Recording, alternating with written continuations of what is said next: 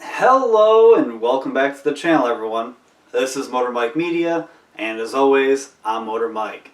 Now it's a very cold day here in Michigan, but at least it's sunny out, so I decided to make you guys a list. This is my top 10 cheap enthusiast cars for under $15,000. Now this is my list and my list alone. You might like some of these, you might not. But either way, let me know in the comments below, and we'll discuss why or why not. Now, this list is in no particular order, so let's get started. Number 10 is a Chevrolet Cobalt SS. And I like these things. They haven't been made in a while, but the SS was pretty cool. Right from the factory, you got a body kit, different wheels, a big spoiler, some interior trim pieces, and a 5-speed manual transmission. They're pretty quick and kind of nimble, but depending on the year, you can get a supercharged engine or a turbocharged engine. And I really like these things. Back in the day, people would mod these up and give them way more power, or even stance them or lower them. They were pretty cool. And I think it's a great car for a young enthusiast. Now going to number 9. Number 9 for me is the Ford Focus ST. Now the ST is basically the second of the best Focuses. Number 1 would be the RS, but you're not going to find one of those for under $15,000. But you can still find plenty of STs for under $15,000. They're pretty aggressive looking. They have some nice wheels you can get on them. 6-speed manual transmission and about 250 horsepower. They're a 4-door hatch, so you have plenty of room for getting some smaller people in there or some cargo.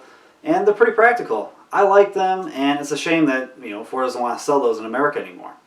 Now going down from there, number 8 is the Mazda Miata. And I love the Mazda Miata, and I know a lot of people hate on them. But the old saying is, it's more fun to drive a slow car fast than a fast car slow. And that's so true in the Mazda.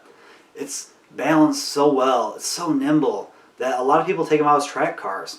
And there's a huge fan base for them. There's tons of forums where you can look at all these people modding them. And depending on what you want, you can make this into a little hot rod. Or you can just stiffen everything up to make it even more of a better performer. There's so many cool things you can do to customize these Miatas. Now, I personally would choose the first gen because I like the pop-up headlights, but the first gen or second gen or any one that fits in your budget is a good one. You can't go wrong with a Miata. Going down from there would be, well, number 7, the Fiat 500 Abarth. And I know a lot of people don't really like the Fiat 500. It's too cute, it's too small. But the Abarth is like it's a bad older brother. It's more aggressive looking. It's a little bit lower. It has way more power. You're cranking out like 160 horsepower, 170 pound-feet of torque, which is impressive because normally the base model is 100 horsepower. You can get an automatic or a 6-speed manual. If you get the automatic, you lose a little bit of horsepower, but get a little bit more torque. But I like these things. They're small, they're nimble, they're a micro car, so if you have a small garage, you kind of just tuck them there and you can walk all the way around it or work on them. Fiats lose their value very quickly. The Abarth holds its value the best, but there's still plenty of examples for under $15,000. I think more people need to look into them. They sound great too. Now going down, number 6 is the Ford Mustang. And there's so many different Mustangs you can pick from. I would probably say to go for a Fox body. The Fox body Mustang was made for a very long time. There's the notchback, the sportback, there's convertibles. The 5-liter V8, yes, it's not the quickest, but you can slap on some easy accessories to it to beef up the power. And I like them. I like those boxy Mustangs, but you can always go for the next 2 gens after that because you can't really go wrong with the Mustang. Now, after that, I'd probably say my number 5 is the Chevrolet Camaro, the competitor to the Mustang. And I love the Camaro and the Mustang both. Depending on the years, I can switch between the Camaro or the Mustang. But for the Camaro, you can't go wrong with any of them really, as long as it fits in your price range. And like I said, this is supposed to be under $15,000. So I'm going to say 3rd, 4th, and maybe the 5th generation. For the 5th generation, it's probably going to have higher miles to get under that 15,000, but that will have the most power for you. I really like the 4th gen. The last few years, they call them the catfish because the front end styling. But those have like 350 horsepower. You can get T-tops on them. They're very stylish. And you can go for the 3rd gen because they're pretty cheap. Yes, you can't get a manual in those, but they're still fun. They still look really cool. And for all of these, there's a big community for all of them. So there's always good ways to customize or upgrade your particular Camaro. Now next on the list is number 4, the Volkswagen Golf. And basically any Golf is a good Golf. I really like the 4th, 5th, and 6th generation of them. But even the older ones are great. It depends where you are, is how you're going to find them or what generation you're going to find more of. Somewhere snowy up here, the older ones kind of rusted away, so you can't really find them here in Michigan. But the Golfs are great. Throughout all these different generations, you have 5-speed manuals, 6-speed manuals, you have little 4-cylinders, turbo 4-cylinders, the VR6 engine. There's a very large community behind these. These cars look really great, whether you stance them out, lower them, or boost them with power. You can get 4-door hatchback, 2 doors. I go with the, technically it's a 3-door, but I would go with the 3-door because I like the way it looks. But these are all cool. You can't go wrong with the Golf. Actually, basically any car on this list you really can't go wrong with. So after that, number 3 is the Chevrolet Corvette.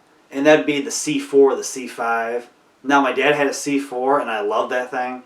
And yes, the C4 and C5 were the most powerful. Between the two, you're going from 300 horsepower up to a little over 400 horsepower. But still, these cars aren't that heavy. They handle great, and they're fun to drive. I really like my dad's. It was red on red. It was a great color combination. But I really like the C5 because the C5 was the last of the pop-up headlights. But Corvettes are great cars. I know they get the stipulation of being an old man's car, but I think a few younger people need to look into them. They're very fun cars, and there's a lot of mods you can do to them. So next on the list, number 2, is the Ford Fiesta ST. Now I already talked about the bigger brother with the Focus. The Fiesta, yes, it's smaller, but you have almost 200 horsepower in this little hot hatch. I really like them. I'd probably pick the Fiesta over the Focus just because I don't need the extra space. They're very affordable, well under $15,000. Going close to 15,000 will find you a pretty good example of very little miles. But it's one of these forgotten cars people kind of just forgot about, but they're great little things. They're very fun to drive, and I recommend you go out there and drive one.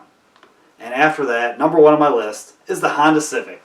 Now the Honda Civic for me represented a tuner culture. Growing up in the late 90s, early 2000s, you saw a lot of Hondas on the front covers of these tuner magazines, and it depends. So many different generations of them stand out to different people. You can't go wrong with a Civic. I know I've said that a few times in this video, but I really like the 90s Civics, the early 2000 Civics, the SI, around 200 horsepower. You can get a sedan if you want to be more practical, or you get a coupe. They're fun little enthusiast cars. They have a huge community behind them. Lots of aftermarket support. So you have so many things you can buy for these vehicles to personalize them and customize them. It's just a great tuner car and a great enthusiast car. So that was my list, guys. These are all vehicles that are well under $15,000. They're all fun. Almost all of these vehicles have large communities, good aftermarket support, so you can personalize these, customize them to your wants and needs. And if you guys haven't already, check out my channel. I keep trying to put out more and more videos for you guys, and I really hope you like them. And leave some comments. Let me know what you think and what you want to see on the channel. And please, like, comment, and subscribe. And please subscribe. I'm trying to grow this community. I have to get to 1,000 or more, roughly around this time next year, and I can't do it without your help. So once again, thank you, and I'll see y'all in the next one.